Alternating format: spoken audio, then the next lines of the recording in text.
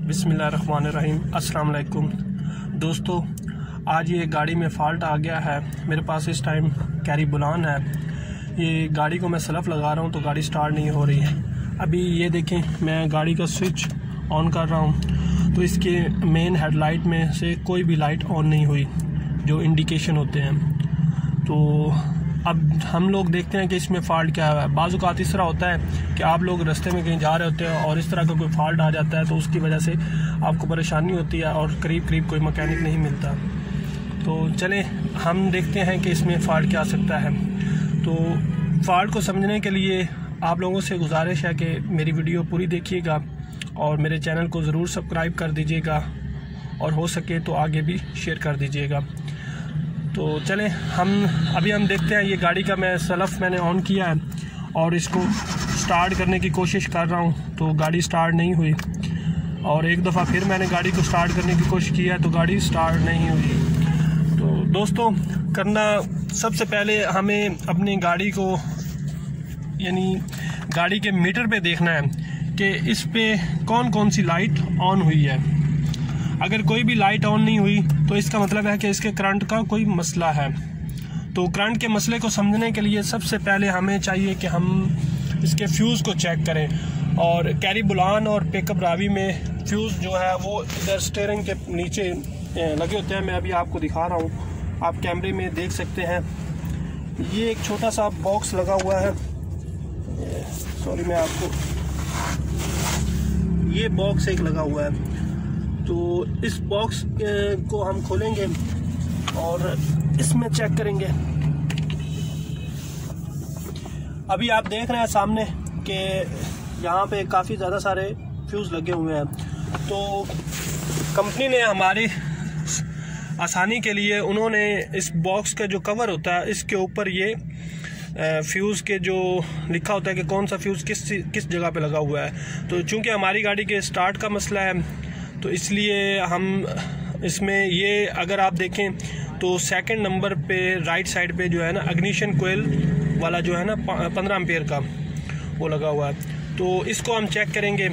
तो उसके बाद अभी ये आपके सामने मैं फ्यूज़ जो है वो उतारने जा रहा हूँ। वो सेकंड नंबर वाला ये बनता है।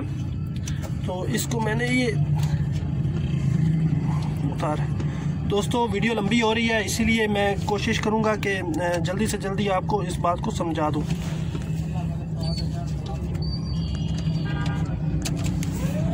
ये मैंने फ्यूज़ उतार लिया है। अभी हमने अगर आप इस फ्यूज़ को देखें तो ये अंदर से ब्रेक हो चुका हुआ है। आपको ये साफ नज़र आ रहा होगा ये। तो अब ये तो ब्रेक हो चुका है। हमारे पास फ़र्ज़ करें कि कोई दूसरा फ्यूज़ नहीं है तो हमें क्या करना होगा।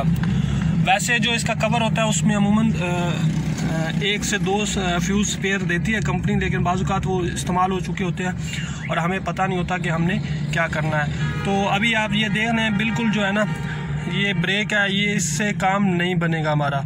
तो हमने इसको वक्ती तौर पे रिपेयर करना है और रिपेयर करने के लिए हमें एक छोटा सा काम करना होगा। मैं आपको बताता हूँ दोस्तों। इस फ्यूज़ को रिपेयर करने के लिए हमें कोई लंबी चौड़ी मेहनत नहीं करनी पड़ेगी। सिंपल हमें कोई सी भी जो गाड़ियों के अंदर वायर लगी होती है उस वायर का एक छोटा सा पीस लेना है और उस पीस के अंदर से कुछ तारें जो तार अंदर होती है कॉपर की या इस तरह की, तो वो आपने निकाल लेनी है। ये तार ज़्यादा बारीक थी तो इसलिए मैंने इसका थोड़ा सा ना इनकी मिकदार ज़्यादा कर लिया है ताकि थोड़ी सी मोटी हो जाए और ये दोबारा ब्रेक ना हो।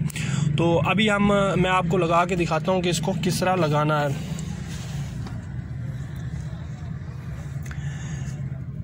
दोस्तों, इसको आपने इस तरह करके लगा के प्लास की मदद से इसको आपस में जोड़ देना है।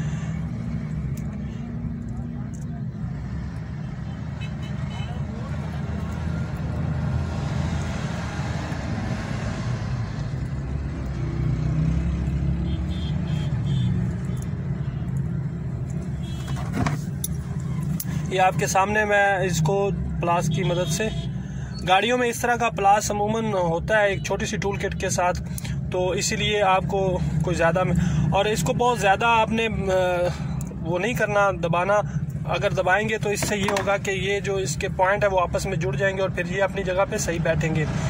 تو ابھی یہ میں نے ٹھیک کر دیا ہے فیوز. تو عارضی طور پہ ہمارا یہ کام کر سکتا ہے اور ہم میکینک کے پاس جا سکتے ہیں یا پھر ہم اسپیئر پارٹ سے یہ خود نیا لے کے اور خود بھی لگا سکتے ہیں. تو چلیں ابھی ہم اس کو لگا کے چیک کرتے ہیں کہ یہ کام کرتا بھی ہے کہ نہیں کرتا.